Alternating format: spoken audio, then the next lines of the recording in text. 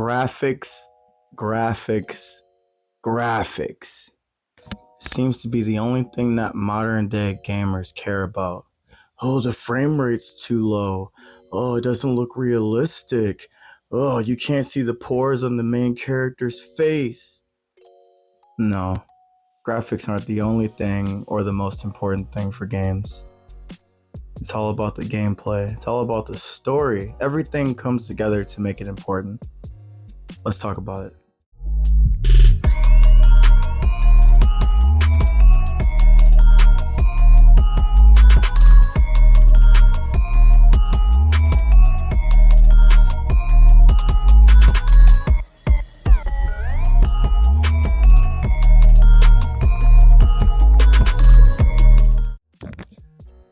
Benevolous dear mortals, you can call me Whimsical William.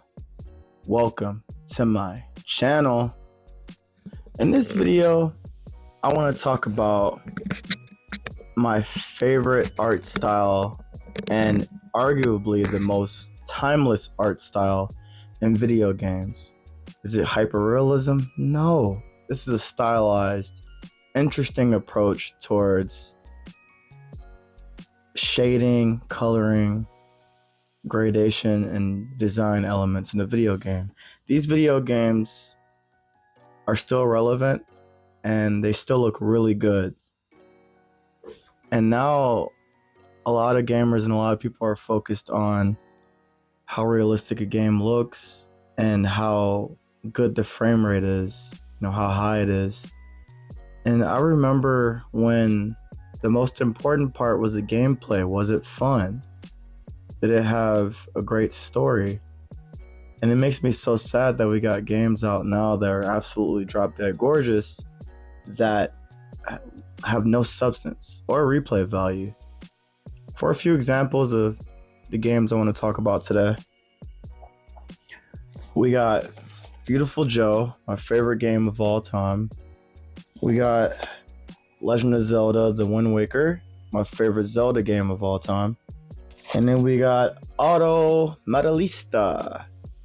This game is beautiful and it sucks at the same time. But what these three games have in common, they're all on the GameCube, but two, they're all shell shaded.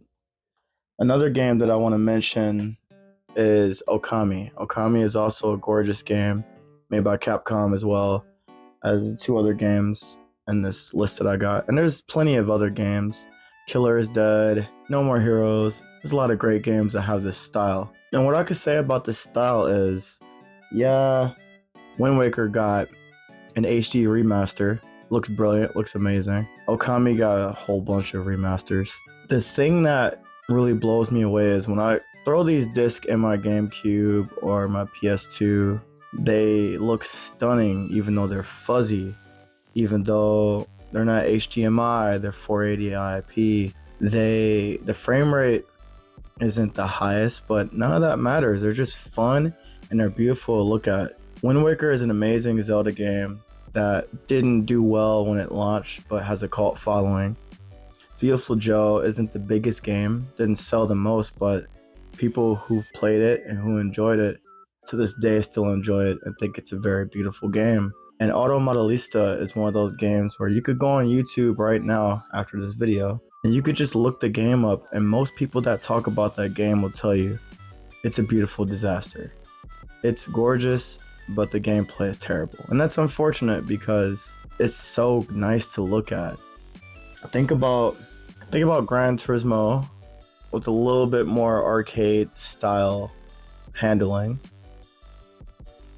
But think about Beautiful Joe and think about Wind Waker and Okami graphics for these cars. It was unheard of for games to have unrealistic graphics for cars.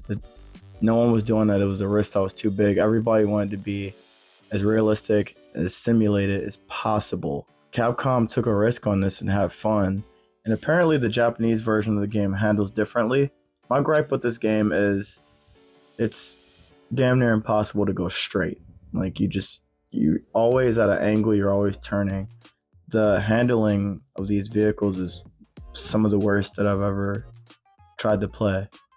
like Outrun and the other older arcade titles have smoother handling. It's really bad. Like I was blown away, but I really like the style of the game, and it just keeps me coming back. And the soundtrack is so cool too.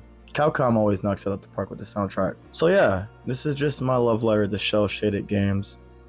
What does cel shading look like? Well, Viewtiful Joe's cover is a great example. The shadows are dramatized. Each shadow is just straight up black. It's gorgeous. It's a beautiful game. It's very stylized, very cartoony, and it's charming.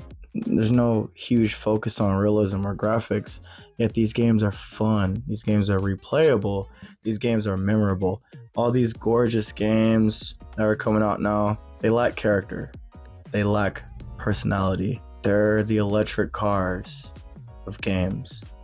Yeah, they're fast. Yeah, they're efficient. Yeah, they're quiet. And they're another anonymous vehicle, another blob on the road. Nothing that stands out about them. They're not fun, unique. They're not even cars anymore. They're appliances. And these new games that are coming out, they're very safe. And I think that's the issue with the new gen of games that we have: PS5, Xbox, and the Switch 2 is interesting. It's a new gen, but they're playing it safe by sticking to what worked, which is really different for Nintendo. Nintendo will usually do something completely outlandish and crazy for their next gen, but this time they play a safe route too. So it makes me worry about the future of games when Nintendo is being so weird. They're being very greedy, and they're not using as much imagination as they used to within the older gens. Usually there's a whole different type of controller. Like the jump from N64 to GameCube, as far as controller is concerned, is very interesting. And then we go from GameCube to Wii. That is insane. And the Wii U, you got a gamepad. Then the gamepad concept flows into the Switch, but the Switch is still a radically, completely different concept. And I miss that about Nintendo. This new gen is pretty disappointing. Still gonna get one eventually, but I don't know. But we're talking about cel shades. You got a lot of dark blacks. You got a lot of really thick, bold lines for the character. They stand out. They look really cool, and they're timeless. Check out any one of these 4 games: Okami, Viewtiful Joe, Auto Modelista. If you're a fan of Zelda, you owe it to yourself to play Wind Waker at least once. Wind Waker, Ocarina of Time, Majora's Mask, A Link to the Past, Breath of the Wild, and honestly Skyward Sword are all Zelda games that you need to play. I didn't put Twilight Princess into it because Twilight Princess is a very good game, and I haven't seen the HD remaster, but it didn't age very well. Like, it's very jagged, rough lines. But if the HD version looks really good, I also add that to the list, because each of these games adds something very unique to the series. It makes each one of these games iconic in the same way that cel shading is iconic. Big, bold lines and harsh transitions between color and just straight black shadow. It's really cool. And if you haven't gotten a chance to play any cel shaded games, look some up and try them out. They're just really visually stunning and appealing. Depending on what console you got, if you have an Xbox, or you're an emulator type person, check out Jet Set Radio. Jet Set Radio is an amazing game. Came out for the original Xbox, and I believe the Dreamcast as well. If you could get your hands on that one, it's stunning. Another cel shaded game. And I highly recommend that you check out the art style, the soundtracks. For some reason, when you got a cel shaded game, soundtrack is usually also fire. I don't know why. But yeah, these games are awesome. And if you haven't played any of them, try some out. And if you have played some, let me know in the comments down below what you think about the art style. Do you think it's timeless? Do you think it's hideous? Do you think it's alright, like mid? Do you think it's iconic? And also let me know what cel shaded games you've played, if you played any. With all that being said, if you haven't already subscribed, I'd really appreciate if you did that. Trying to get to 1,000. We're working on it. We're getting there. It's getting closer and closer. Make a video for you every week, so stay tuned for that. Peace.